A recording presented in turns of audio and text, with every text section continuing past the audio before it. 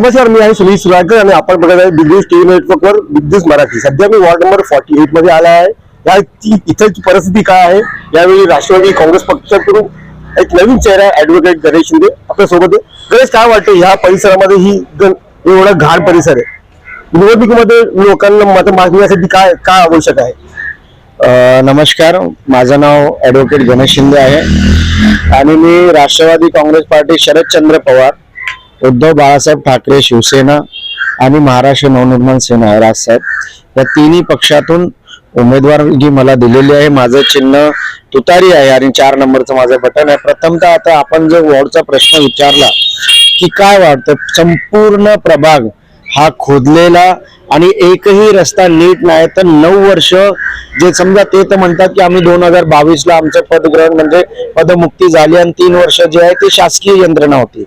तर तरी पण तुम्ही एक माजी नगरसेवक म्हणून तुमचे कर्तव्य, आता तुम्ही इलेक्शनला उभे राहिलेत ना, तुमचे कर्तव्य होते की ते रस्ते जे नाले आहेत ते बनवून घेणे। आज हा रस्ता तुम्ही इथे दाखवू शकता, तुम्ही बघू शकता। म्हणजे ही 9 वर्ष, त्याच्या अगोदरची वर्ष, त्याच्या अगोदरची वर्ष, देश आजाद होऊन किती वर्ष झाले आणि ते रस्ते बनत नाहीत, ही शोकांकित आहे।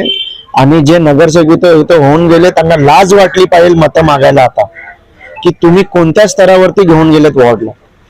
माझी तर इच्छा आपल्या सर्वांना आहे की ठीक आहे, तो तुम्हाला संविधानिक अधिकार आहे, तुम्ही मतं मागायला जाता, पण कमीत कमी जनाची नाही तर मनाची तरी बाळगा, की कमी लोकांना तुम्ही समजता का? हे माणसं आहेत, तो जनावर आहेत का? तुम्ही शौचालयाची हालत बघा, न्यू कलेक्टर कंपाऊंड मध्ये शौचालय बघा, मला रडायला आलं काल ते शौचालय, एवढा वास आणि लोकांची सहनशीलता किती मोठी आहे, बापरे। खरंच मी तुमच्या सगळ्यांना सांगतोय की तुम्ही एकदा संधी द्या। 5 वर्षानंतर मी एकही प्रचार करणार नाही, घरात बसून जिंकून दाखवायची मी संधी तुम्हाला देईन। काय वाटतं, जनतेला काय आश्वासन देणार तुम्हाला मतदान करण्याकरिता?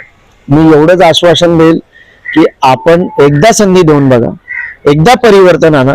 आपण एवढे वर्ष इथे तिथे मतदान दिलेलंच आहे, पण एकदा तर परिवर्तन आणण्यासाठी यावेळेस सुतारीला मतदान करून तर बघा, एक वेळेस दुसरी संधी तर घ्या। सुशिक्षित मुलांना संधी तर द्या। मी एज्युकेशन मध्ये कमी आहे, कुठे कमी आहे ते सांगा ना आम्हाला। आम्ही सगळ्या गोष्टीत परिपूर्ण असतानाही आम्हाला संधी मिळत नाही, मग आम्ही जायचं कुठे?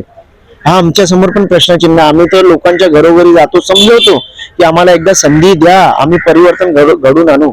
आम्ही असंही आमच्याजवळ पद नसलं तरी आम्ही लोकांच्या समस्येसाठी समर्थ आहोत, पण एक नगरसेवकाचा फंड असतो, त्या फंडचा वापर करून आपण लोकांची सेवा चांगल्या पद्धतीने करू शकतो। साधं आधार कार्ड बनवायचं असतं तर नगरसेवक लेटर देत नाही, किती मोठी शोकांकित आहे। त्या लेटर देण्यासाठी त्या नगरसेवकाच्या 4 वेळा चक्रा माराव्या लागतात।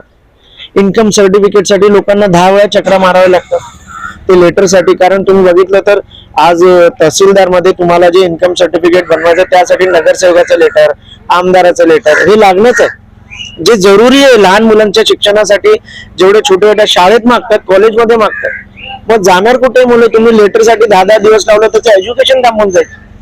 अशा सगळ्या लेटरला मी थप्पी बनून की मी सही करून सगळे लेटर ठेवणार आणि ब्लँक लेटर तुम्हाला देणार, तुम्ही जावा आणि आपली कामं करून घ्या, काम थांबवणार नाही, एवढी सोबत शिवसेना उद्धव साहेबांची पण सेना सोबत आहे। काय सांगणार समजू, कसा वार्ड आहे आणि वार्डाची परिस्थिती काय?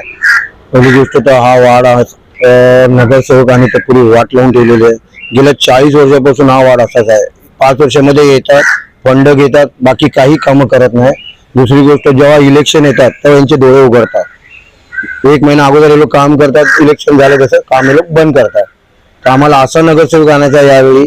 आपले महायुतीचे गणेश शिंदे हे ॲडव्होकेट आहेत आणि आम्हाला एक नवीन संधी त्यांना द्यायची आहे या वार्डातून आणि भारी मतांनी त्यांना जिंकून आणायचं या वार्डातून। सोबत आपल्यासोबत ताई पण आहे जुडले। ताई, काय वाटतं हा परिसर आपण बघितल्यावर काय वाटतं की नवीन काहीतरी, नवीन देशावर नवीन काहीतरी योजना इथे लागायला पाहिजे? इथे तुम्ही जर बघितला ना तर सामान्य माणसांसाठी काही सुखसुविधा नाहीये। इथे टॉयलेटची, रस्त्याची अवस्था इतकी बिकट झाली की विचारायला नको। इथे एखादी गाडी आली, कोण पडलं ना तर कोण बघणारही नाही। पण गणेश भाऊंना इथून जे सेवेसाठी जी हे दिलेली आहे, संधी दिलेली आहे, ती लोकांनी समजून घ्यावी। आपल्या मताचा अधिकार काय असतो ते समजून घ्यावा आणि त्यांनी जी शपथ घेतली सेवा करायची त्याच्यासाठी सपोर्ट करावा, एवढंच मी सांगू शकतो।